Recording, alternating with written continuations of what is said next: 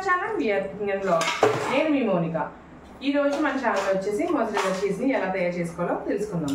దీనికోసం మనకు కావాల్సిన పదార్థాలు ఓన్లీ పాలు అండ్ వెనిగర్ ఉంటే చాలు మనం చీజ్ చేసుకోవచ్చు అన్నమాట. ఈ ప్రాసెస్ చాలా సింపుల్ గా ఈజీగా చేసుకోవచ్చు.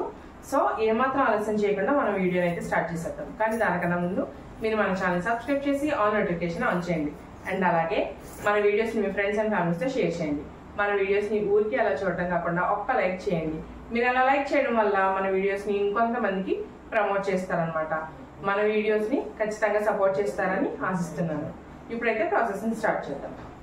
ముందు పాలు ఇలా స్టవ్ మీద పెట్టి కలుపుతూ మీడియం ఫ్లేమ్లో పెట్టి వేడి చేసుకోండి.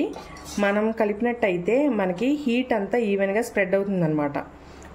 మనం మామూలుగా పెట్టేసి హీట్ చేసినట్టయితే కింద నుంచి మనకి హీట్ ఎక్కువగా, కింద ఉన్న పాలు హీట్ ఎక్కువగా, పైన ఉన్న పాలు హీట్ తక్కువగా ఉంటాయి. అలా కాకుండా మనం ఇలా గరిటె పెట్టి మనం కదుపుతూ వేడి చేసుకున్నట్టయితే మనకి ఈవెన్గా పాలన్నీ హీట్ అవుతాయి అన్నమాట. సో ఇలా హీట్ చేసుకోండి. మీరు ఏ పాలన్నా తీసుకోవచ్చు. ఫుల్ ఫ్యాట్ మిల్క్ తీసుకోండి. అండ్ అలాగే రా మిల్క్ తీసుకోవాలన్నమాట. మనం కాచిన పాలు వీటికి పనికిరావు అన్నమాట. కాచి చల్లార్చిన పాలు పనికిరావు. రా మిల్క్ అస్సలు కాయని పాలే మనకి వీటికి పనికొస్తాయి, చీజ్కి పనికొస్తుంది. ఇలా వేడి చేసుకుంటూ మనం ఈ ఫింగర్ని ఇలా పెట్టి చూసుకోవాలన్నమాట. మనకి గోరువెచ్చగా అంటారు చూసారా, లూక్ వామ్గా ఉండాలి పాలు. అప్పుడు మనం వెనిగర్ని అయితే యాడ్ చేసుకోవాలన్నమాట.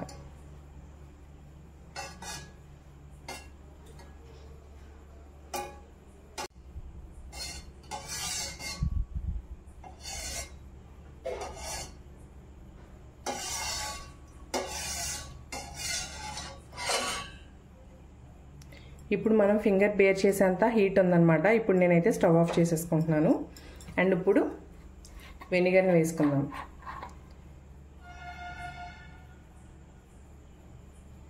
వెనిగర్ వేస్తూ కలుపుకోండి. అప్పుడు మనకి ఏంటంటే పాలు కడ్డీలు అవుతాయి అన్నమాట.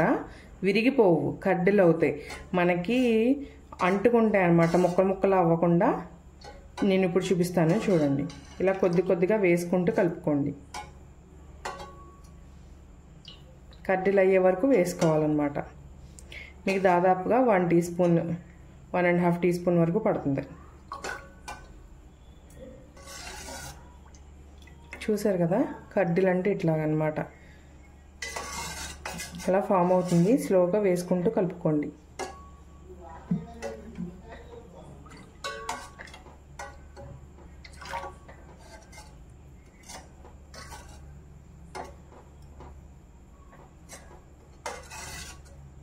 మనకి ఇలా పాలులా కనిపించేవన్నీ కూడా మనకి కడ్డీలు అయిపోయి తెల్లగా వస్తాయి అన్నమాట. అప్పటి వరకు చూడండి మెల్లిగా ఎలా అవుతుందో. చూసారు కదా, మనకి కడ్డీలు అయిపోయింది. ఇలా అవ్వాలన్నమాట. ఇలా అయితే మనకి చీజ్ అనేది పర్ఫెక్ట్గా వస్తుంది. ఇప్పుడు దీన్ని ఒక 10 మినిట్స్ వరకు ఇలా ఈ హాట్ వాటర్లోనే రెస్ట్ ఇచ్చేద్దాం.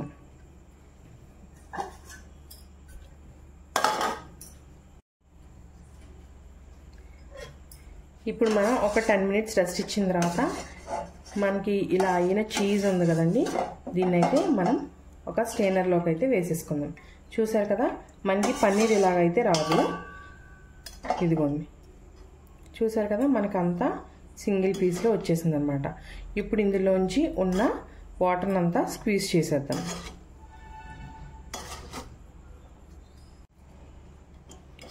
ఇలా మొత్తం వాటర్ అంతా స్క్వీజ్ చేసుకున్నాక మళ్ళీ దీన్ని ఇందులోనే వేసేసేయండి. ఈ హాట్ వాటర్లోనే వేసి మళ్ళీ 2 మినిట్స్ ఉంచండి అనమాట. ఇప్పుడు ఈసారి ఇందులో కొంచెం మనం సాల్ట్ని అయితే యాడ్ చేసుకుందాం. కొద్దిగా సాల్ట్ని యాడ్ చేసుకుందాం.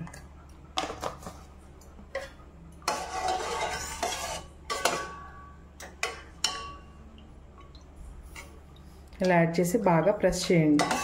ఆ సాల్ట్, వాటర్, ఆ ఫ్లేవర్ అంతా మనకి ఇందులో పీల్చుకోవాలన్నమాట. ఇప్పుడు దీన్ని అయితే ఇలా చేత్తోనే ఇలా ట్విస్ట్ చేస్తూ బాగా ఒత్తుకుందాం.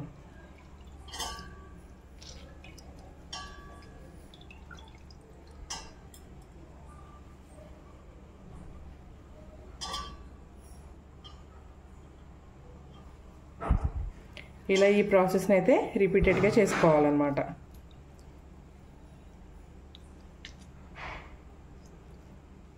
ఇప్పుడు మళ్ళీ ఇలా మనం 4 to 5 times వరకు ఈ ప్రాసెస్ని అయితే కంటిన్యూ చేయాలి.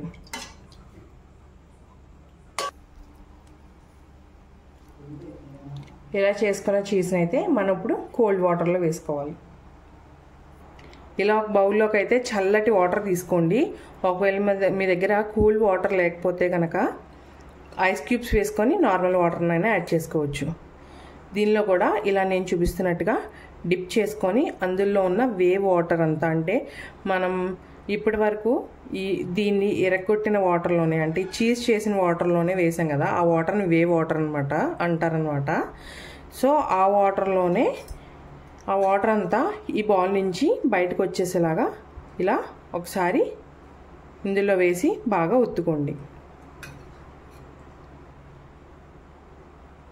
ఒత్తుకొని ఒక 10 minutes కాదు, ఒక 3 to 4 minutes దీన్ని ఇలానే వదిలేసేయాలన్నమాట. ఆ తర్వాత మనం అయితే తీసి స్క్వీజ్ చేసుకుందాం. ఇలా కోల్డ్ వాటర్లో 2 minutes ఉంచిన తర్వాత బాగా స్క్వీజ్ చేసేసుకోండి.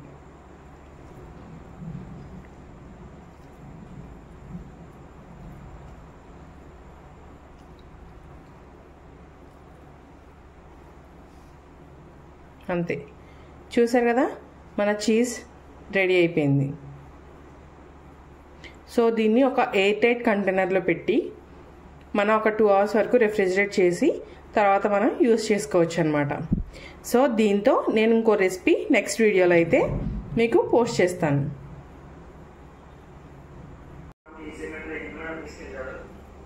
ఇలా ఎయిర్ టైట్ కంటైనర్లో అయితే స్టోర్ చేసుకొని రేట్ చేసుకున్న 2 hours తర్వాత తీసి యాజ్ యూజువల్గా యూస్ చేసుకోవచ్చు.